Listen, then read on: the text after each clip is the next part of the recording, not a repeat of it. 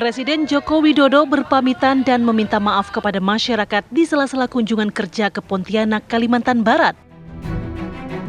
Selain memastikan stabilitas harga kebutuhan bahan pokok di kawasan Pasar Mawar, Kota Pontianak, Jokowi juga berpamitan kepada warga. Presiden menyampaikan terima kasih dan permohonan maaf atas kekurangan dan kekhilafan selama 10 tahun memimpin. Sebulan lagi saya akan purna tugas, jadi mohon maaf yang sebesar-besarnya kepada Bapak Ibu sekalian apabila dalam 10 tahun saya memimpin negara ini ada hal yang kurang berkenan. Ada kesalahan, ada kekhilafan, ada kekurangan, sekali lagi saya mohon maaf yang sebesar-besarnya.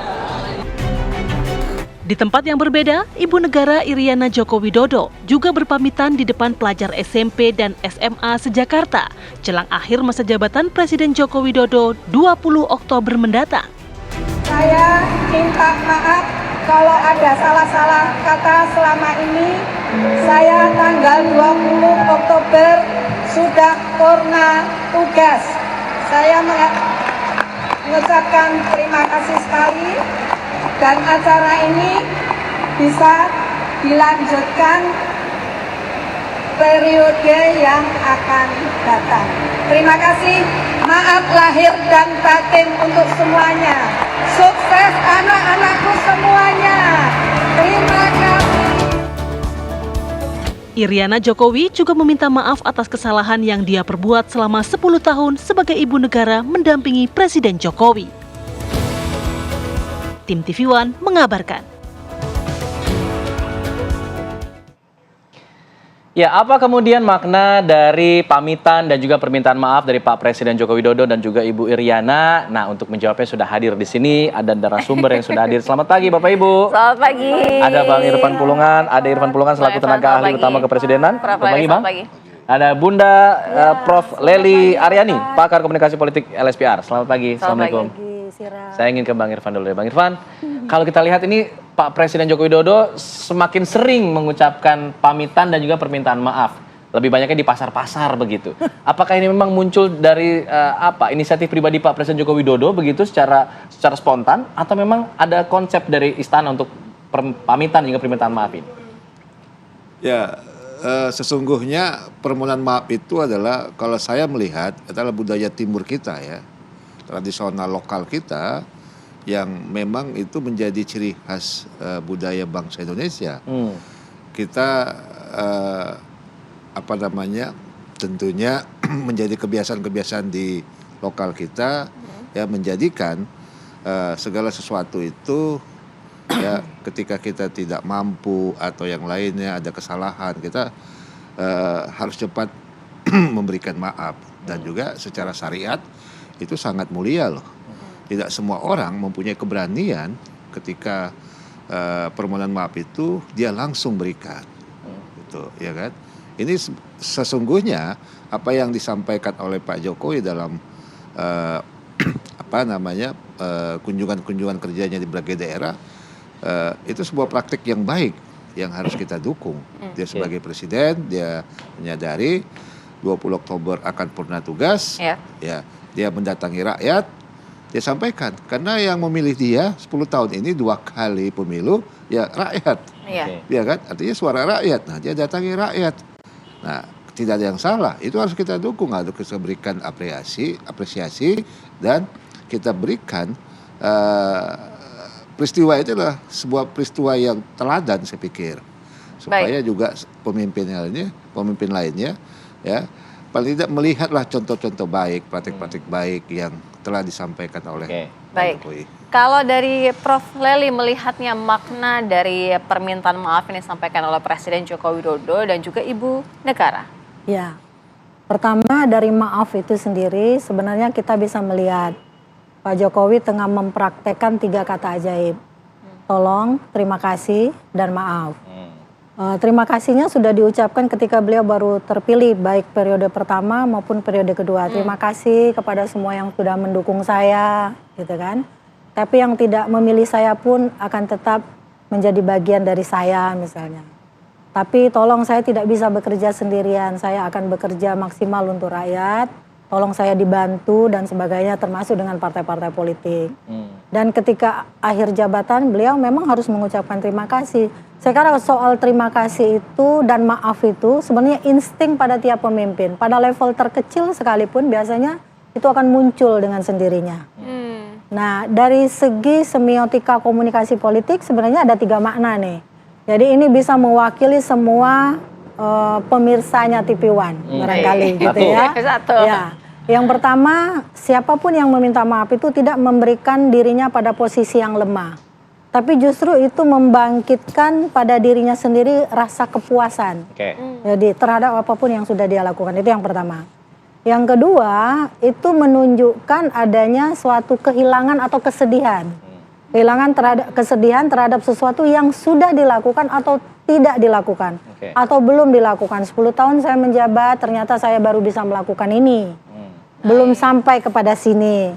Salah satu contohnya IKN kan belum selesai misalnya. Mungkin itu juga bisa dimaknai sebagai semiotika komunikasi politik. Dan yang ketiga adalah pembebasan hukuman dari kesalahan diri sendiri. Jadi penyesalan dalam bentuk kesalahan yang telah dilakukan. Jadi si peminta maaf sebenarnya juga menghukum dirinya sendiri. Yang Pak Jokowi tunjukkan 1, 2, apa 3? Tiga-tiganya. Jadi tiga-tiganya ada mencakup seluruhnya. Dan yang kedua dan yang ketiga itu terutama ada pada persepsi di masyarakat. Karena kan Pak Jokowi manusia. Ya pasti ada batas kemampuan, batas kearifan meskipun dia berusaha sebagai pemimpin semua masyarakat. Tapi ada sisi lemah dan sisi baiknya. Nah, sisi lemah itu ingin ditonjolkan lewat persepsi yang semiotika kedua tadi. Sisi penyesalan, ya udah, saya udah minta maaf nih, saya salah misalnya dan sebagainya. Itu bisa ditunjukkan pada mereka-mereka yang tidak mendukung Pak Jokowi. Jadi tiga-tiganya bisa kita maknai seperti itu. Bang Irfan, tiga-tiganya ada di Presiden Joko Widodo ketika menyampaikan permintaan maaf itu.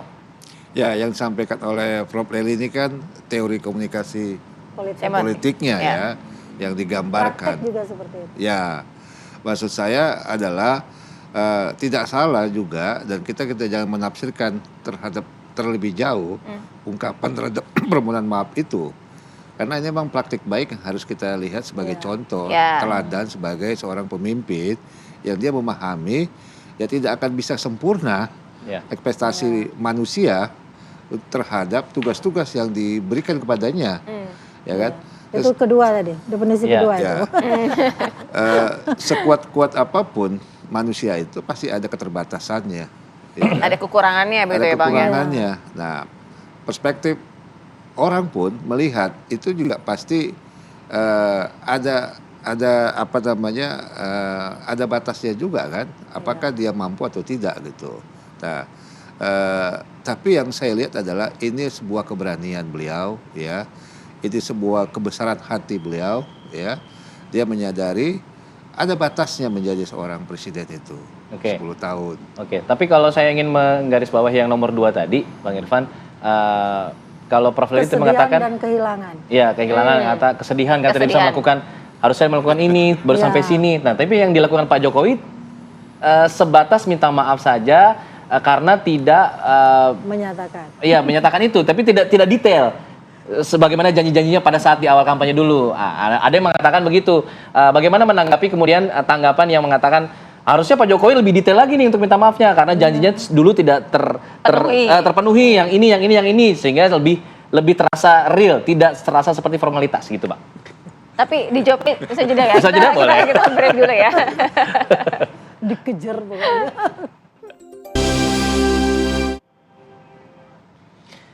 Baik, Bang Rifan, bagaimana kemudian menanggapi tanggapan masyarakat, pandangan masyarakat soal seharusnya Pak Presiden ini bisa lebih detail pada saat minta maaf. Saya dulu janji A nih, sekarang tidak bisa karena ada permasalahan ini, makanya saya minta maaf. Mungkin itu bisa dipandang sebagai lebih real, tidak formalitas. Tanggapannya, Bang? Ya, kalau itu kan kita nggak bisa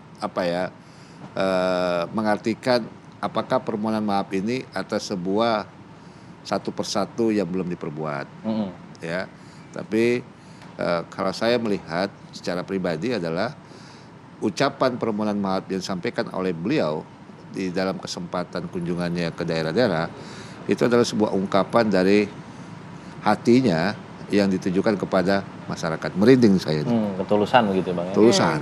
Nah, tadi saya bilang, saya katakan tidak akan semua leader pemimpin yang mempunyai keberanian atau mau ya secara hati nuraninya mengeluarkan kata-kata permohonan maaf.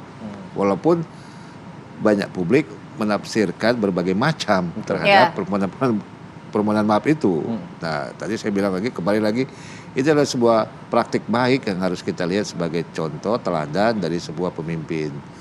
Ini adalah sebuah kebiasaan lokal konten kita, ya, yang sudah mentradisi di semua daerah-daerah. Tidak ada yang salah, gitu. Justru ini sebuah sikap kemuliaan bagi kita, ya kan?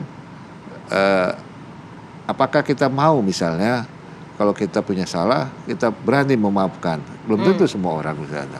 Nah, terlepas dari perspektif publik tentang program yang belum diselesaikan atau kesalahan macam-macam, itu biarlah interpretasi publik. Tapi yang jelas keberanian sosok beliau itu harus kita hormati, kita harus apresiasi, dan ini menjadi tauladan bagi semuanya dan harus diberikan contoh gitu. Baik. Kalau Prof. Lely melihatnya begini, masyarakat itu kan banyak sekali ya beragam responnya ya. Tapi paling tidak apa sih yang mendominasi seseorang ketika menerima ataupun respon dari permintaan maaf itu yang disampaikan oleh Presiden Joko Widodo? Iya. Karena Pak Jokowi kan pemimpin politik ya. Jadi ini tidak pernah lepas dari persepsi politik. Persepsi politik itu seperti persepsi menjauh mendekat. Jadi ibaratnya kalau kita melihat rel kereta api dari sudut awal sampai ke ujung, sepertinya makin ke ujung makin mengecil. Padahal sejatinya di ujung pun lebarnya sama. Nah, persepsi itulah yang sebenarnya ada pada tiap orang dan kita tidak boleh mengendalikan persepsi orang. Mereka punya kebebasan untuk mempersepsi terhadap objek politik tertentu. Nah, ini biarkan aja seperti itu. Tapi kan tadi saya bilang sebenarnya ada 3 kata ajaib, salah satunya sudah dipraktekkan oleh Pak Jokowi. Maaf. Ini bukan hanya di negara kita loh, berlaku di seluruh dunia. Minta maaf, tolong, datun lagi terima kasih, gitu kan. Pak Jokowi pasti akan berterima kasih atas semua dukungan yang telah diberikan kepada saya selama 10 tahun ini. Tapi maafnya di sini. Tapi Bang Alpat sama Sira bilang masih kurang nih, kurang detil kalimatnya. Bukan saya. Kita bilang masyarakat. Kurang detil. Artinya mewakili Pak Jokowi, Bang Irfan nanti bisa menyampaikan, kan Pak Jokowi masih punya waktu nih. Nanti bila perlu ada dramanya dikit saya bilang nih. Ada air mata penyesalan, air mata kesalahan, air mata kesenangan. Jadi bisa digabung menjadi satu. Makanya persepsinya selalu terkait pada teori itu kadang-kadang menyalahi praktek. Tapi praktek yang berdasarkan teori biasanya mulus jalannya. Itu dipersepsi jauh lebih baik. Tapi politik kan selalu keluar dari jalurnya. Nah, Pak Jokowi sebagai pemimpin yang kita tahu benar nih, Mbak Sira yang membahasnya begitu lama di TV One. Ketika beliau hadir pertama kali menjadi pemimpin itu kan memotivasi banyak orang. Orang biasa bisa jadi presiden, wah gua juga bisa nih, kalau gitu kan. Nah tapi kemudian 2019 fenomenanya beda, sehingga persepsi orang juga jadi berbeda. Nah bagaimana meminta maaf atas persepsi yang berbeda ini boleh dilakukan. Orang mau memakai itu terserah dia, yang penting kita udah minta maaf, maka itu akan melegakan hati si peminta maaf. Gitu. Baik. Terima kasih banyak Prof. Lely, terima kasih Bang Irfan. Kita tunggu nanti. Apakah ada kelanjutannya dari permintaan maaf dari Pak Jokowi Widodo ini? Lebih detail lagi apa gitu ya? Apa ada drama?